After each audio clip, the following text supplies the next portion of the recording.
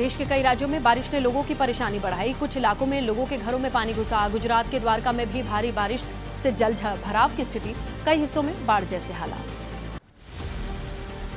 गुजरात के पोरबंदर में 3 दिन से जारी भारी बारिश से नदियों में बाढ़ आई। कई इलाकों में जलभराव हुआ। केंद्रीय मंत्री मनसुख मांडविया ने कहा, शेल्टर होम में 600 से अधिक लोग हैं। कर्नाटक के अंकोला में बारिश की वजह से लैंडस्लाइड। उत्तर कन्नड़ में NH 66 पर मलबा आया। रास्ता खोलने में जुटा प्रशासन। यूपी के लखीमपुर खीरी में बाढ़ के पानी के तेज बहाव में बही मैजिक। बाल बाल बचे लोग। पहले बही थी एक स्कूटी। प्रशासन की चेतावनी के बावजूद तेज बहाव के बीच से गुजर रहे हैं लोग।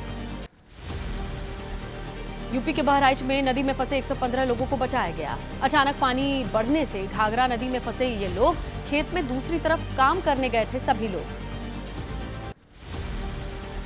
यूपी के गोरखपुर में बाढ़ से तबाही। राप्ती रोहिन नदी में बाढ़ की वजह से कई स्कूल डूबे। ऊंचाई वाले इलाकों में खुले में पेड़ के नीचे बच्चों की पढ़ाई जारी।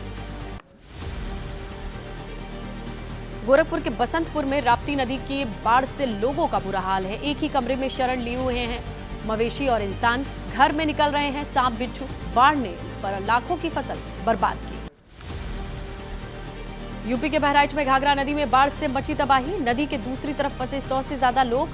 कड़ी मेहनत के बाद सफल रेस्क्यू टीम ने 14 घंटे के बाद लोगों को सुरक्षित बचाया। एमपी के रायसेन में 1 घंटे में बारिश से दावों की पोल खुली। नगर पालिका रोड के ही सामने 2 फीट से ज्यादा पानी भरा। दुकानों में पानी घुसने से गुस्साए लोगों ने चक्का जाम किया। आंध्र प्रदेश में भारी बारिश का कहर। कुछ इलाकों का संपर्क टूटा। ईस्ट गोदावरी जिले में एक गांव की सड़क बह गई। लोगों के सामने सुरक्षित घर लौटने की चुनौती। मुंबई में मूसलाधार बारिश के बाद झीलों में पानी बढ़ गया। तुलसी झील ओवरफ्लो है, सहमे लोग। नागपुर शहर में लोगों के घरों में पानी भरा। एनडीआरएफ की टीम ने कलावली नगर में 15 लोगों को बचाया। अचानक पानी बढ़ने से बाढ़ के पानी में घिर गए थे कई घर। ओडिशा के मलकानगिरी में भारी बारिश के चलते जनजीवन अस्त व्यस्त। सड़क से ऊपर तेजी से बह रहा है पानी। कई पुल पानी में डूबे। कई गांव के संपर्क टूटे। हिमाचल के सिरमौर में फटा बादल। नाले में आया सैलाब का पानी। पानी के तेज बहाव में फंसी बेटी को बचाने गए पिता की डूबकर मौत। टोंस नदी से पिता का शव बरामद हुआ। उत्तराखंड के मसूरी में कोतवाली परिसर में लैंडस्लाइड। पहाड़ी के मलबे से मंदिर और कई वाहन के क्षतिग्रस्त होने की खबर। गाड़ियों के मालिक ने मुआवजे की मांग उठाई।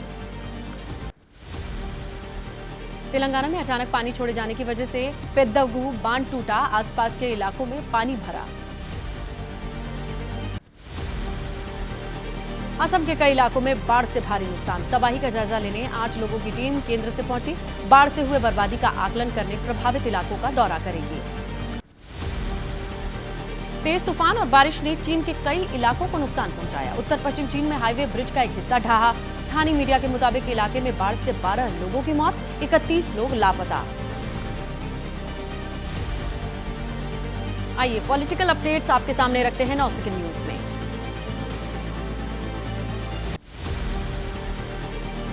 कल से शुरू होगा संसद का बजट सत्र। मोदी सरकार के तीसरे कार्यकाल के बजट में 2047 तक भारत को विकसित राष्ट्र बनाने का रोड मैप को दिखाया जा सकता है। 22 जुलाई को पेश हो सकता है बजट। संसद सत्र से पहले सरकार ने आज बुलाई सभी दलों की बैठक। ये सत्र कल से शुरू होगा, 12 अगस्त तक चलेगा। राहुल गांधी बतौर नेता प्रतिपक्ष मीटिंग में शामिल होंगे। मिडिल क्लास फ्रेंडली बजट होने की उम्मीद। नए टैक्स रिजीम के स्लैब में जोड़ा जा सकता है नया स्लैब। मैन्युफैक्चरिंग एक्सपोर्ट को बढ़ावा देने पर जोर हो सकता है। महाराष्ट्र बीजेपी कार्यकारिणी की बैठक आज। पुणे में सुबह 11 बजे से शुरू होगी मीटिंग। गृह मंत्री अमित शाह करेंगे बैठक को संबोधित। विधानसभा चुनाव पर मंथन होगा। मुंबई कांग्रेस ने जारी किया महायुति का पाप पत्र। वर्षा गायकवाड़ बोली, महायुति सरकार के आने के बाद मुंबई के सभी बड़े प्रोजेक्ट्स गुजरात शिफ्ट हो जा रहे हैं। महाराष्ट्र विधानसभा चुनाव में बढ़ सकती है महाविकास अघाड़ी की मुश्किलें। समाजवादी पार्टी कर रही है ज्यादा सीटों की दावेदारी। पार्टी मंच से दे रही है संकेत। अयोध्या से समाजवादी पार्टी के सांसद अवधेश प्रसाद पहुंचे मातोश्री। उद्धव से मिलने की इच्छा जताई। कहा, उद्धव जानना चाहते थे कैसे बीजेपी को हमने अयोध्या में मात दी। समाजवादी पार्टी के नेता अबू आजमी बोले, महाराष्ट्र की सीटों को लेकर फिलहाल कोई चर्चा नहीं है। पार्टी अध्यक्ष अखिलेश यादव से सहयोगी दलों से बातचीत होगी। कोलकाता में टीएमसी की शहीद दिवस रैली में आज विपक्षी एकता दिखाने के लिए समाजवादी पार्टी के अध्यक्ष अखिलेश यादव ममता बनर्जी की इस रैली में शामिल होंगे। मुख्यमंत्री ममता बनर्जी का ऐलान, शहीद दिवस रैली में लोकसभा चुनाव में टीएमसी की जीत का जश्न भी मनाया जाएगा। बीजेपी के खिलाफ ममता का ये शक्ति प्रदर्शन होगा। 13 कांग्रेस समर्थकों की याद में शहीद दिवस मनाती है टीएमसी। 21 जुलाई 1993 को मार्च के दौरान पुलिस फायरिंग में उन लोगों की मौत हुई थी। उस वक्त ममता कांग्रेस में थी। हरियाणा चुनाव में केजरीवाल की पत्नी ने मोर्चा संभाला। स्वास्थ्य, शिक्षा, रोजगार समेत 5 गारंटीज दी। कहा, हरियाणा के बेटे को जेल में डाला गया।